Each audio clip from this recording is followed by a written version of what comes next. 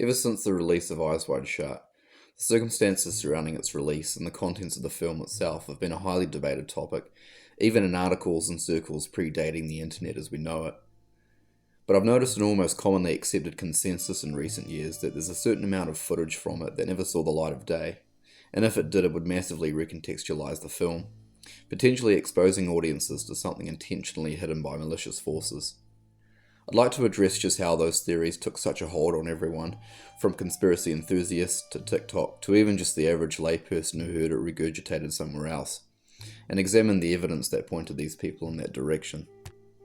A couple of clarifications off the bat. First, I'll be making several objective sounding assertions throughout this video that certain claims have no source or can't be verified, but obviously that's only from the extent of my knowledge, which I believe is thorough, but that's the whole purpose of the burden of proof being on the side making the claim to begin with. But if you believe I'm missing something or even just have additional info about something else, I'd love to be made aware of it, so use the comment section for that purpose if you will.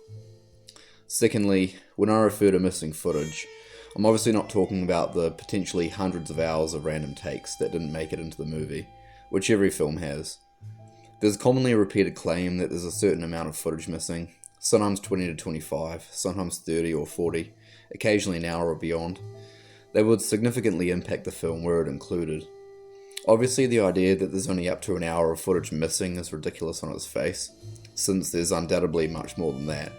But we can take the assertion in good faith to mean either footage that was in the film that was cut after Kubrick's death, footage that was intended to be in the film but never made it due to malicious tampering, i.e. Kubrick's murder, or unused footage that contained revealing content that was simply scrapped, possibly by Kubrick himself. Honestly, I'm not even sure the conspiracy theorists could come to a consensus on which of these best reflects reality, but whenever I make a mention of missing footage, you can assume I'm talking about one of those three. Also, I don't believe that theories about the missing footage necessarily have to follow from theories about Kubrick's death, but they tend to, and I'm hard-pressed to find anyone that believes the former without also believing the latter.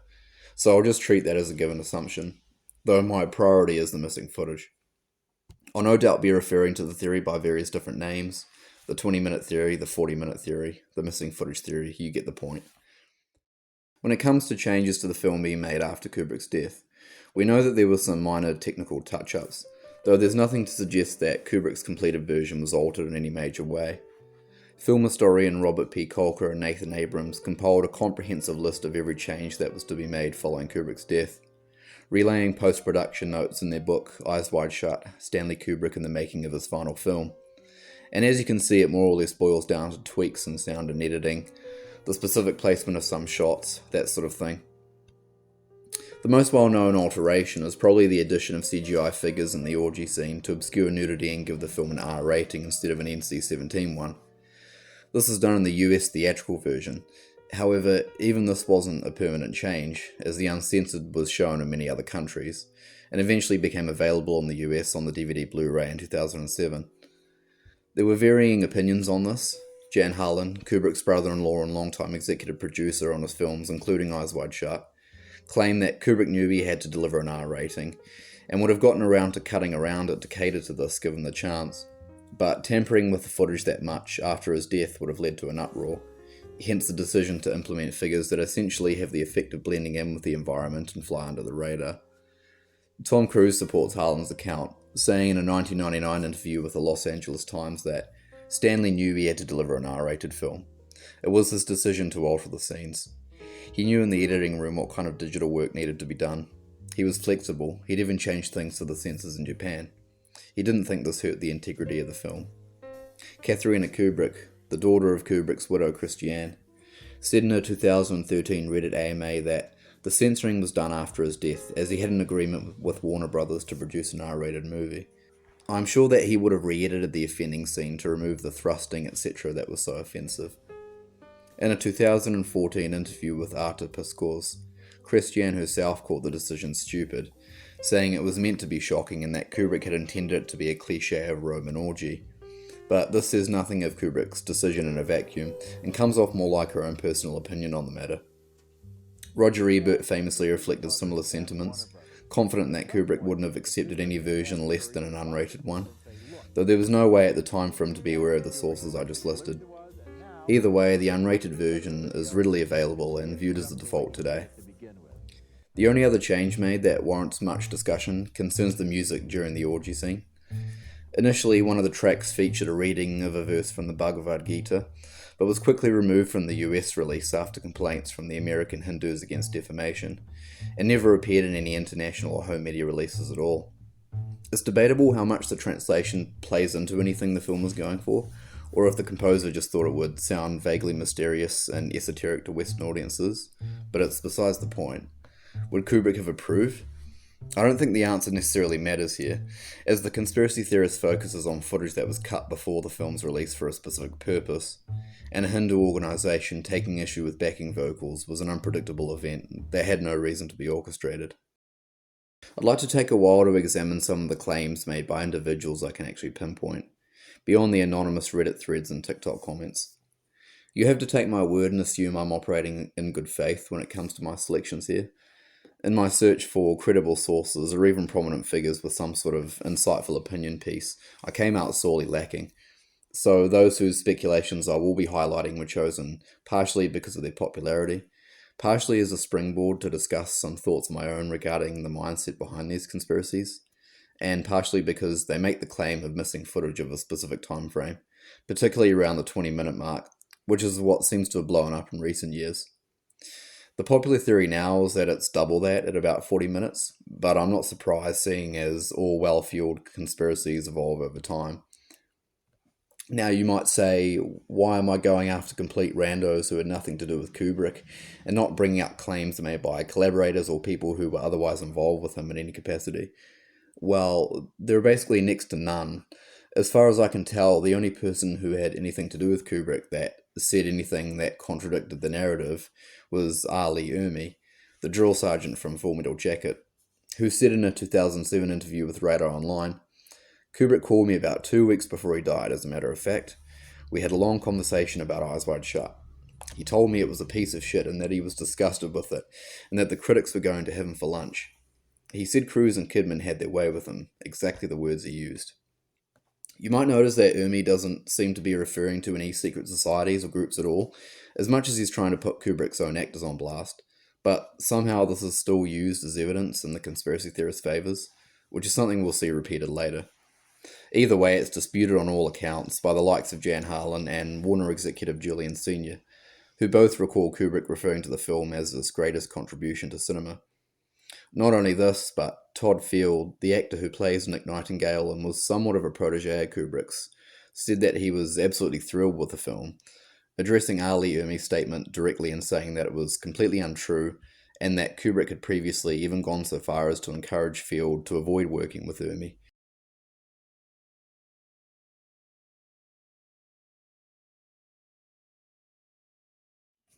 The first person of any note I could find actually referencing the 20-minute claim is David Wilcock, author of such works as Awakening in the Dream, The Synchronicity Key, The Source Field Investigations, and The Ascension Mysteries. According to his bio on Google Books, he's a consulting producer for and appears regularly on Ancient Aliens, having been in over 600 television episodes in total. Obviously not 600 Ancient Aliens episodes, in case that wasn't clear, but he has an IMDb page, so it seems like he's gotten his fair share of screen time. There's a segment of an interview that I can't find the source to where he claims that 21 minutes of footage were removed. You'll start to notice that the exact time varies depending on who's making the claim, which you'd assume could just be rectified by saying about 20 or about 40 minutes. But each one of them is so confident in their claims, or at the very least wants their confidence to be convincing, that they can't even be modest and have to be super specific in order to pretend they have some kind of insider knowledge. He also claims that Red Cloak's voice is dubbed with the actor that plays the Romanian guy hitting on Nicole Kidman at the party, in order to make the point that he was indoctrinating Kidman into the cult, and the deleted 21 minutes show her being a part of it. And this is a guy who'd already done Eyes Wide Shut back in 1999, and then right before the film comes out, Stanley Kubrick ends up dead. Right. And he dies the same way that one of the guys died in the film. And the film, of course, exposes the cabal totally. And then they mysteriously cut out 21 minutes of the movie. And we now know what those missing 21 minutes were, by the way. The missing twin. So if you watch Eyes Wide Shut right now, it's a very strange thing because there's this really absurdly prolonged section at the beginning where Tom Cruise's wife, Nicole, played by Nicole Kidman, who actually was his wife. That's another weird thing about the movie. She is dancing with some kind of really wealthy French guy for like a long time, and he keeps hitting on her and hitting on her and hitting on her. It turns out that the deleted 21 minutes ends up that she becomes part of the ceremonies as well, not just Tom, and that the guy she was dancing with was the leader of the cult. And that's why they spent so much time talking with this guy, and then the guy just disappears. It's like, well, why would you set up that character if it's not going anywhere? Right. Because it was going somewhere. But it was so incriminating that the cabal changed it, and then when the guy in red says, "Remove your clothes," that's actually a different voice. They dubbed in a different guy's voice. The original voice would have been the same voice of the guy that was dancing with Nicole Kidman. First off, I have no idea where the thing about the dub voice comes from. There's no sources to back it up, a recurring theme in this video. Never mind the fact that it sounds nothing like the actor at all. And secondly, you'd think that if this was part of the surface level narrative, it'd be super hard to cut around moments afterwards that reference it, and there'd be some kind of evidence or implication to suggest she was there, but there just isn't. The film just wouldn't operate the way it does with that whole subplot crudely cut out of it. It'd be like cutting out Marvin's death in Pulp Fiction and expecting audiences to never guess something went down when they show up at this guy's place with a bloody car and a dead body in it. The absence of any discontinuity with Kidman in this regard makes the theory bunk. On a side note, it's important to consider that Eyes Wide Shut has a runtime of 2 hours and 39 minutes. Being charitable and assuming it's just 20 minutes that would cut, that would make the film 3 hours in total. Now sure, Barry Lyndon is around that length too, but Kubrick had a history of actually trimming down his films after release. He removed about 20 minutes of footage from 2001: A Space Odyssey after its New York premiere, and a whole epilogue from The Shining. If anything, it's much more likely that if Kubrick lived, Eyes Wide Shut would have been shortened rather than lengthened. Now, when it comes to Wilcock himself, just taking a cursory glance at his Twitter feed, he's clearly the type of person to see symbolism in everything, even everyday events that would be completely innocuous and forgettable to the average person, which isn't a criticism or necessarily a problem in and of itself, but when it comes to the topic at hand, it makes him about 99% more likely to automatically be drawn to the more conspiratorial side of discourse. There are comments under his video I referenced that allege some pretty insane things about his beliefs. Honestly, being an Ancient Aliens truther and believing everything happens for a reason is pretty milquetoast. But even everything else I read doesn't hold a candle up to David Icke. This man is a conspiracy powerhouse and far from a niche figure in the UK, having written numerous bestsellers and having interviews and podcasts that have amassed millions of views on YouTube. From what I've been able to glean, along with having his own Scientology tier worldview, he believes in just about every other conspiracy theory you can name and then some. Reptilians, the Illuminati, New World Order, the Rothschilds being blood-drinking Satan worshippers, the Jews financing Hitler and being to blame for their own anti-Semitism, COVID vaccine bullshit, 5G bullshit. This is the type of person that, if you ran through a list of historical events with even the slightest amount of speculation regarding their validity, there's not a single one he'd accept the so-called cover story from, and ones that do warrant looking into are immediately discredited by everything else he throws into the mix. I might be making the mistake of taking him at face value, in the sense that I'm assuming he believes everything he's saying, but this isn't an Ike deep dive, so I'm more or less forced to for the sake of the discussion. That being said, to people like him, there are no coincidences, and if Kubrick didn't die before he could see Eyes Wide Shut in theatres, I can guarantee that simply evaluating the film on its own merits wouldn't give these people anywhere near the basis or fuel to fabricate and buy into this specific theory.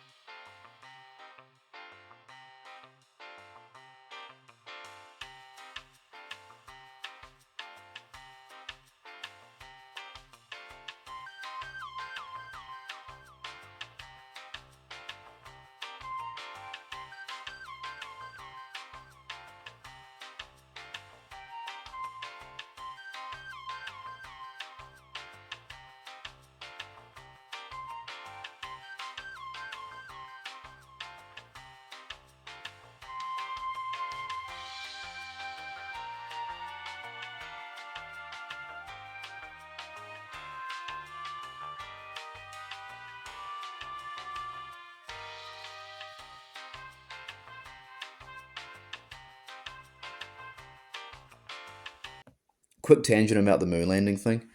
Kubrick's daughter Vivian was on Alex Jones last year, and even she repeatedly dispelled theories of Kubrick faking it, which I'm not sure how conspiracy theorists would take to.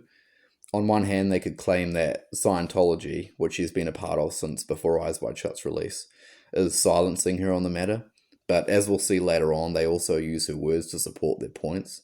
But either way, it's just something I thought I'd note. I believe Alex Jones himself has been a proponent of the missing footage theory, or at least has expressed skepticism behind the final product, but I'm having difficulty locating specific quotes or sources where he discusses the claim at length, so any links or references in the comments would be appreciated. To address Ike directly, the implication that Kubrick was killed when he refused to take 25 minutes out intuitively doesn't hold up, because any group, in this case Ike implies it was the studio itself, any group powerful enough to do everything from successfully assassinate Kubrick and stage it as a heart attack, keep the numerous film crew people involved in the production and shooting of that hypothetical 25 minutes silent, keep Kubrick's family silent, etc., would simply not have allowed production to proceed in the first place. What's more, Warner Bros. Had access to notes and screenplays, assisted with production, financed the film, oversaw editing, only to realise they, the establishment, were being exposed at the last minute. They seem to be conveniently both competent and incompetent at once.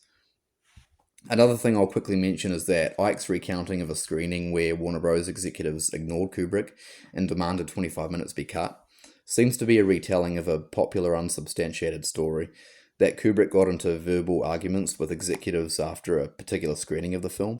The fact that the details on this particular story vary from person to person, and in this case there's apparently no alteration at all, should go to show that there's no singularly reliable source, but it's a popular regurgitated event that somehow caught on amongst those in favour of the missing footage theory over the years. Just recently, film director Roger Avery fell into this trap of misinformation on the Joe Rogan podcast, which is one of those things that happens every so often that revamps interest in the film and theories surrounding it. I think after Ike mentions Kubrick agreeing to fake the moon landings, it should be easy to discredit everything else he has to say on the guy. But I don't automatically subscribe to the idea that just because someone is in the wrong about a whole bunch of other things, they can't be right in certain instances. The problem is when there's just as much of a lack of evidence to support this claim as there are all the rest. It's ironic that conspiracy theorists talk about webs of interconnected people throughout society that have little relation to each other on the surface, but are secretly in cahoots to control the world, when it's these same people that attract the exact same audiences and are referenced alongside each other by those that consume their content, forming a web of their own that, despite having differences in the specifics of their theories or varying opinions on a couple of select issues, take on a laundry list of shared beliefs that appeal to their longing to be in the know and be in it together. The supposed free-thinking attitude is contradicted by the fact that this common set of beliefs they share makes them not unlike a cult themselves. Give me a QAnon person who doesn't believe vaccines are bad or that climate change is a hoax. Now, granted, we have a bit of a unique case here, as Ike seems to take commonly accepted conspiracies and infuse them with his own wacko blend of science fiction, alternative universe headcanon. But outside of paranoid schizophrenics, he's tailor-made to attract the sorts of people that accept his more, shall we say, normie-level assertions as fact anyway. So the issue persists. This isn't to say that these theories shouldn't be lent the time of day at all, as long as there's evidence or substantial reasons to doubt being brought to the table. But it's crucial to acknowledge that the more you go down the conspiracy rabbit hole, the more that the Venn diagram of beliefs that should be unrelated begins to overlap, which should be a sure sign that instead of no longer being a sheep, you're simply a sheep with a different shepherd. Now, I know I said that there's nobody really close to Kubrick responsible for speaking on this theory, which is true, but a lot of people interpret his daughter Vivian's words to mean Eyes Wide Shut was somehow manipulated after his death, even though to my knowledge she's never purported this herself in plain English, so it isn't a case of her being personally responsible. I'm sure there's various interviews to draw from, but I'll show a clip of this one, since it seems to encapsulate the kind of rhetoric the conspiracy theorists latch onto the most. I think I have enough experience from that aspect of being Stanley Kubrick's daughter to know that there are really some things that you have to fight very hard for. And my father's an artist, fought very hard for the integrity of his films, because even he was subject to a lot of pressure to not make the films he made. I was saying to you last night, I feel that my father was very haunted by those factions on this planet that try to manipulate humanity. Now, if you already have a strongly held belief, you'll likely interpret her words to line up with your worldview, but it's very clear as the video progresses that Vivian's shedding light from her perspective as Kubrick's daughter on the already well-known fact that Kubrick's films had a history of containing anti-establishment themes and being met with hostility by said establishments as a result, with her giving the example of A Clockwork Orange and Full Metal Jacket that put the government on blast for mind control techniques and military indoctrination, respectively. You could make the argument that her words are all just coded and that she knows that the establishment eventually got what they wanted, but any establishment powerful enough to silence her on this would not let it slide just how critical she is of them throughout the entire video. She even references There Will Be Blood and saying that those who achieve immense levels of power in society have to forgo their morality and do bad things in order to get to the top. No organisation or secret society would be okay with her saying this, if indeed their goal is to get speculation off them. I'm very well aware of the idea amongst conspiracy theorists that these groups enjoy baiting the public, almost as a sadistic exercise, while they themselves avoid being exposed, which I'll take a moment to address, as I think one could make that argument with all the cult and pedophilia adjacent material that still remains in the film. I don't think conspiracy theorists quite grasp the fact that if these alleged groups are leaving clues to bait the public, they are creating massive vulnerabilities for themselves for no good reason. By drawing attention to their supposed secrets, they risk exposure in an era where information spreads faster than ever, and where anyone can anonymously speak out. If these groups are powerful enough to do things like control Hollywood and manipulate films like Eyes Wide Shut, would they really jeopardize their secrecy and, by extension, their ability to keep operating by doing something as petty and trivial as flaunting self-referential imagery? Once the public discovers their theoretical existence, it's game over, and we already live in a time where distrust for institutions and the powers that be are through the roof, just not worth risking.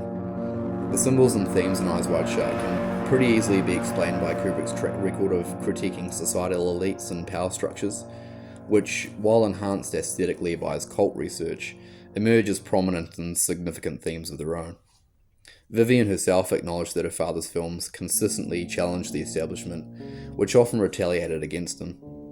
That's not a secret cabal, it's well-documented backlash from potentially government-backed protest groups and institutions uncomfortable with his provocations, and rightfully so. As I alluded to earlier, there is a logical thing such a group could do, and it's remove any and all of the material that suggests their existence at all.